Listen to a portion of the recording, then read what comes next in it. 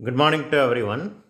இன்றைக்கி இந்த வீடியோவில் 7th standard maths English medium summative assessment December, அதாவது டேர்ம் 2 எக்ஸாமினேஷன், ஹாஃப் இயர்லி எக்ஸாமினேஷன்னு நம்ம என்ன செய்யலாம் சொல்லலாம். அந்த கொஸ்டின் பேப்பரில் உள்ள 2022 உள்ள கொஸ்டின் பேப்பர், விருதுநகர் டிஸ்ட்ரிக்டில் உள்ள கொஸ்டின் பேப்பர், அந்த கொஸ்டின் பேப்பரில் உள்ள ஒன் வேர்டுக்கு சொல்யூஷன்ஸ் என்ன அப்படிங்கிறது நம்ம என்ன செய்ய போகிறோம் இந்த வீடியோவில் பார்க்க போகிறோம். ஓகே, பார்க்கலாமா? ஒன் பை ஒன்னாக பார்க்கலாம். The place value of 3 in 85.073. So இதோட ஆன்சர் வந்து 1000. பாயிண்ட்டுக்கு அப்புறம் இருக்கக்கூடிய ஃபஸ்ட்டு பிளேஸை வந்து 10ன்னு சொல்லுவோம், அடுத்தது வந்து 100ன்னு சொல்லுவோம், அதுக்கடுத்து இருக்கிறது வந்து 1000ன்னு சொல்லுவோம். ஸோ 1000 தான். Second question, in a formula C is equal to 2 pi r, r refers to 2 pi r அப்படிங்கிற ஃபார்முலாவில் r அப்படிங்கிறது என்னன்னு கேட்டிருக்கிறாங்க. ரேடியஸ். rனா வந்து என்னது? Radius. The exponential form of 72ஓட எக்ஸ்பொனென்ஷியல் ஃபார்ம் என்னன்னு கேட்டிருக்கிறாங்க. உடனே என்ன செய்யுங்க? ஃபேக்டரைசேஷன் பண்ணுங்கள். 2 வச்சு பண்ணலாம், ப்ரைம் நம்பரை வச்சு மட்டும்தான் பண்ணணும். 3 2s are 6, 3 2s are 6, reminder 1 ஆகும். 6 2s are 12. மறுபடியும் 2 வச்சு பண்ணால் 1 2 is 2, ரிமைண்டர் 1 கிடைக்கும். 16 ஆகும். 8 2s are 16. மறுபடியும் 2 வச்சு பண்ணுனா 9 கிடைக்கும்.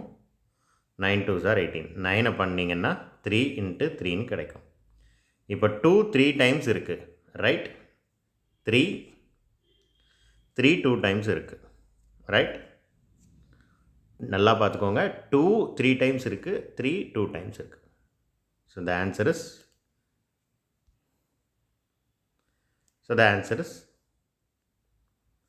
2 power 3 into 3 square. Fourth one, if two plane figures are concurrent, then they are same shape and same size. And fifth one word, the demand is the elements, தப்பா print ஆயிருக்கு. The elements along the sixth row of the Pascal's triangle is 1 5 10 10 5 1. So இப்போதைக்கு answer மட்டும் நீங்கள் பார்த்து வச்சுக்கோங்க. இது எப்படி அப்படிங்கிறத இன்னொரு வீடியோவில் நான் கிளியராக எக்ஸ்பிளைன் பண்ணுறேன்.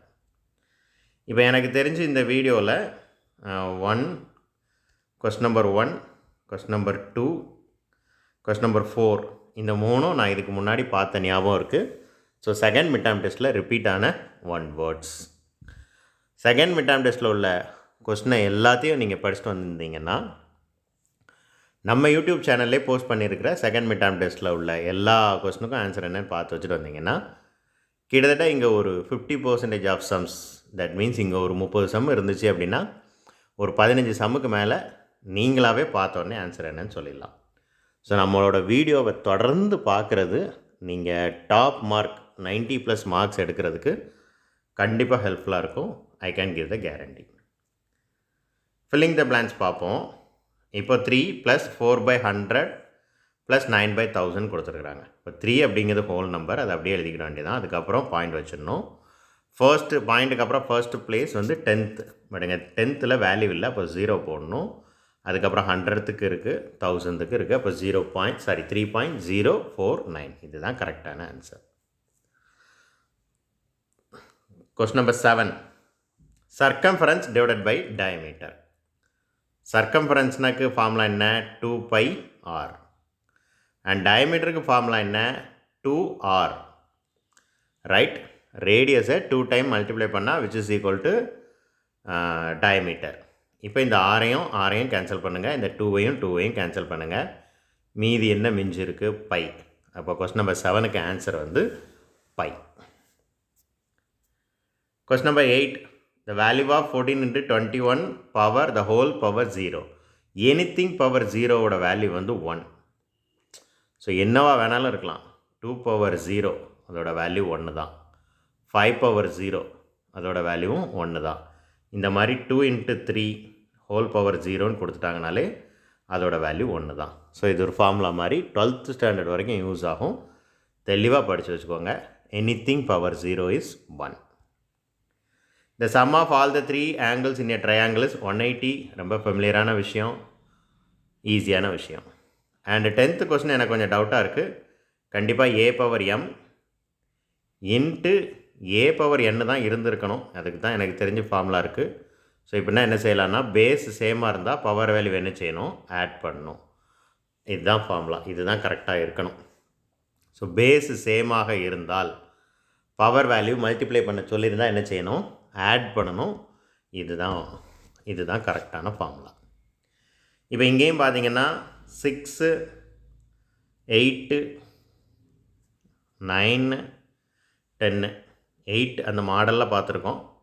6, 8, 9, 10 இந்த 4 ஒன்வேர்டுமே செகண்ட் மிட் டேர்ம் டெஸ்ட்டில் பார்த்த ஞாபகம் எனக்கு இருக்குது. I am not sure. Match the following ரொம்ப easy.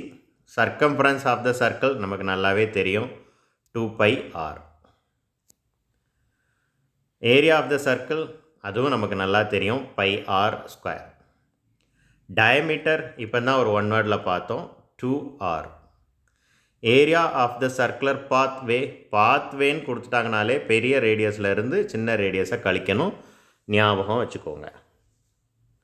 A power m divided by a power n, இதுதான் இப்போ 10th கொஸ்டினில் எனக்கு டவுட் இருக்குன்னு சொன்னது. அங்கே மல்டிப்ளிகேஷன் இருந்துச்சு. மல்டிப்ளிகேஷன் இருந்தால் பவர் வேல்யூவை ஆட் பண்ணணும், டிவிஷன் இருந்தால் பவர் வேல்யூவை சப்ட்ராக்ட் பண்ணணும். So match the following is very very easy. You can score 5 marks very very easily. True or ஃபால்ஸும் ரொம்ப ஈஸியாக இருந்துச்சு, பார்க்கலாம். The degree of m²n and mn² are equal. True தான்.